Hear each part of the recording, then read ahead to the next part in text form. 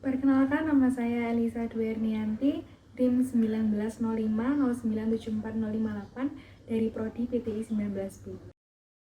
Perkenalkan, nama saya Febriana Mahabatika dengan NIM 19050974-059 dari Prodi PTI 19B. Perkenalkan, nama saya Sepio Metil Aziza, NIM 060 dari Prodi S1 Pendidikan Teknologi Informasi 2019B.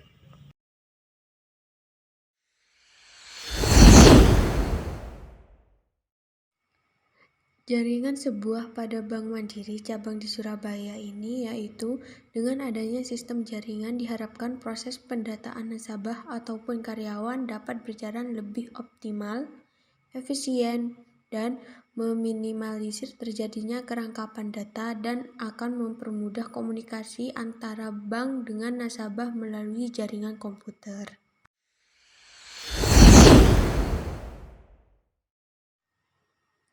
Dengan memanfaatkan jaringan komputer, bank dapat mempermudah transaksi dengan nasabah yang tadinya melayani nasabah dengan harus bertemu atau nasabah datang ke cabang-cabang bank untuk menabung menjadi lebih mudah karena adanya teknologi jaringan tersebut yang membuat proses perbankan jauh lebih optimal, efisien, dan mudah bagi nasabah. Dalam dunia perbankan, perkembangan teknologi informasi membuat para perusahaan menggunakan strategi bisnis dengan menempatkan teknologi sebagai unsur utama dalam proses inovasi produk dan jasa seperti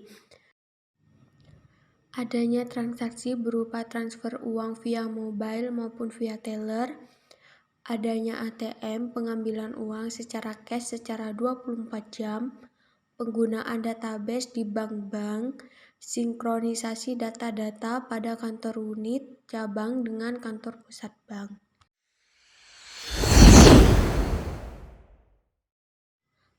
Lima buah router untuk 5 unit cabang bank, 5 server unit untuk 1 unit bank, 4 klien untuk 2 teller, 2 customer service setiap unit, 5 switch masing-masing 1 pada unit bank, kabel serial sebagai penghubung semua router unit bank, kabel strike untuk penghubung antara klien ke switch, server ke switch, switch kepada router.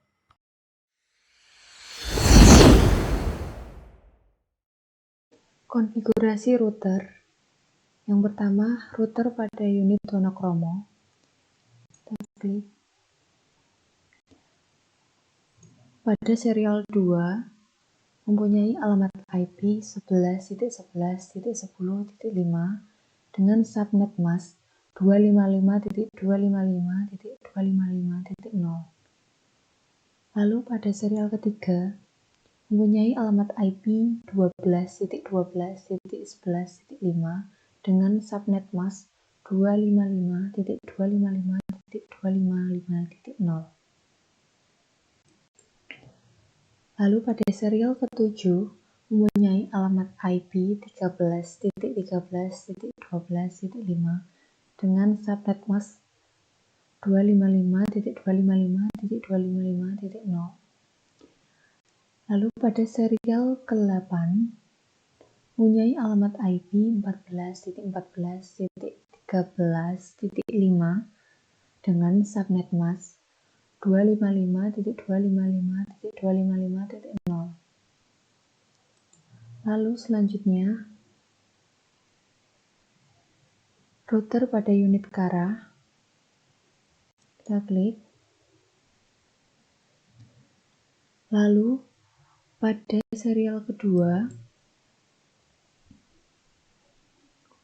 mempunyai alamat IP 11.11.10.10 dengan subnet mask 255.255.255.0. Lalu pada serial ketiga mempunyai alamat IP 15.15.14.10 dengan subnet mask 255.255.255.0. Sebelumnya pos 1 sudah on ya.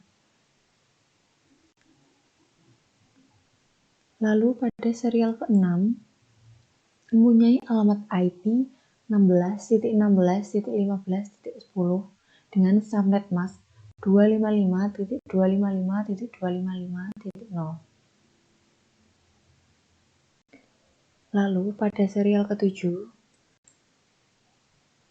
mempunyai alamat IP 17.17.16.10 dengan subnet mask yang sama, yaitu 255.255.255.0. Lalu selanjutnya pada router unit ketintang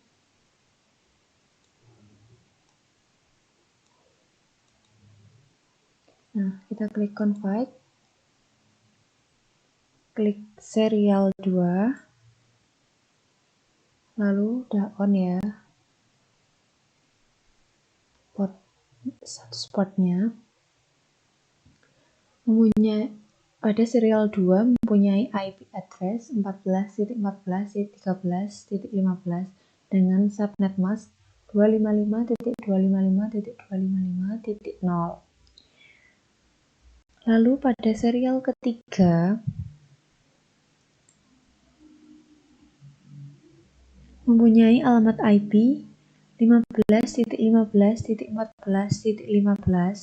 dengan subnet mask yang sama, yaitu 255.255.255.0. Lalu pada serial ke-6 mempunyai alamat IP 18.18.17.15 dengan subnet mask yang sama. Pada serial ke-7 mempunyai alamat IP 19.19.18.15 dengan subnet mask 255.255.255.0. Selanjutnya pada router unit Gunung Sari,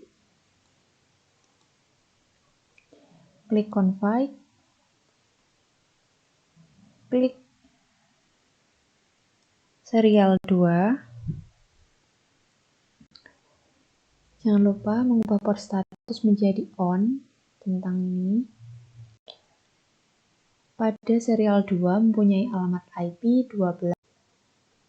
Pada serial 3 mempunyai alamat IP 18.18.17.20 dengan subnet mask 255.255.255.0. Kemudian pada seri ke-6 mempunyai alamat IP 17.17.16.20 dengan subnet mask yang sama dengan serial 2 dan 3.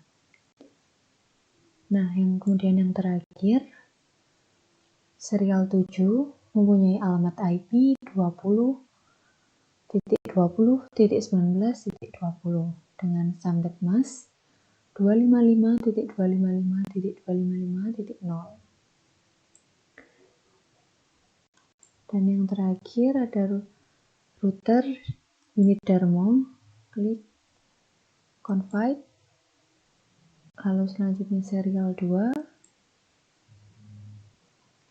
Kemudian jangan lupa mengubah port status menjadi on.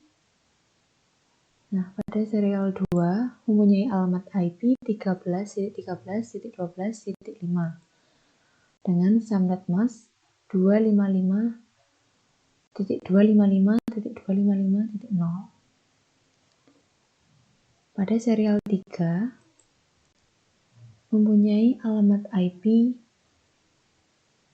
19.19.18.25 dengan subnet mask yang sama dengan serial 2.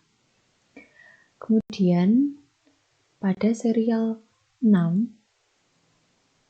mempunyai alamat IP 16.16.15.25 dengan subnet mask 255.255.255.0. Dan yang terakhir serial 7 mempunyai alamat IP 20.20.19.20 25 dengan subnet mask yang sama dengan serial 2, 3, dan Setelah pengaturan router unit selesai, tahapan selanjutnya yaitu mengkonfigurasi alamat IP server semua unit. Yang pertama pada server unit monokromo. Lalu klik desktop, lalu pilih IP configuration, lalu pada static, klik IP address-nya yaitu 192.168.10.1, lalu pada subnet mask-nya yaitu 255.255.255.224, lalu pada default gateway-nya diisi dengan 192.168.10.30, lalu selanjutnya klik service, lalu pada DHCP-nya kita on-kan, dan default gateway-nya yaitu 192.168.10.30, lalu start IP address-nya yaitu 192.168.10.0, dan maksimum number-nya kita isi dengan 28, lalu klik save. Lalu kita beralih pada server Kara. Klik desktop, lalu klik IP configuration, lalu pilih static, lalu IP address-nya yaitu 192.168.20.1, dan pada subnet mask-nya yaitu 255.255.255.224, lalu pada default gateway-nya yaitu 192.168.20.1, lalu kita beralih pada tab service, lalu pilih DHCP, lalu DHCP-nya service-nya di-on-kan, lalu pada default gateway-nya diisi dengan 192.168.20.30, dan pada start IP address-nya yaitu 192.168.20.0, dan maksimum number-nya yaitu 28, lalu klik save. Lalu beralih pada server Ketintang, lalu klik desktop, klik IP configuration, pilih static, lalu IP address-nya yaitu 192.168.30.1, lalu pada subnet mask-nya yaitu 255.255.255.224, dan default gateway-nya diisi dengan 192.168.30.30, dan selanjutnya pada tab service, pilih DHCP, lalu di-on-kan, dan default gateway-nya yaitu 192.168.30.30, lalu start IP address-nya yaitu 192.168.30.1, dan maksimum number-nya diisi dengan 28, lalu klik save. Lalu kita beralih ke server Gunung Sari. Klik desktop, lalu pilih IP configuration, pilih static, IP address-nya yaitu 192.168.40.1, lalu subnet mask-nya yaitu 255.255.255.224, dan default gateway-nya diisi dengan 192.168.40.30, lalu beralih pada tab service, lalu pilih DHCP, lalu di-on-kan, lalu default gateway-nya diisi dengan 192.168.40.30, dan start IP address-nya yaitu 192.168.40.1, dan maksimum number-nya kita isi dengan 28, lalu save.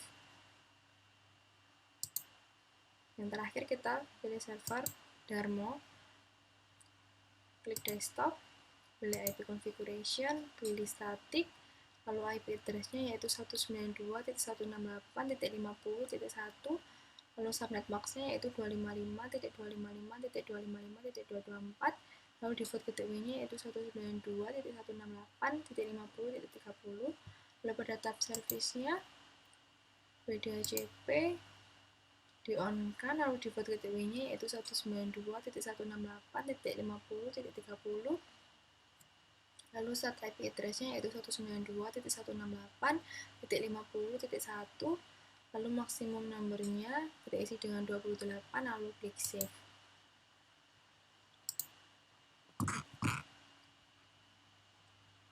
Selanjutnya konfigurasi PC klien semua unit dengan DHCP.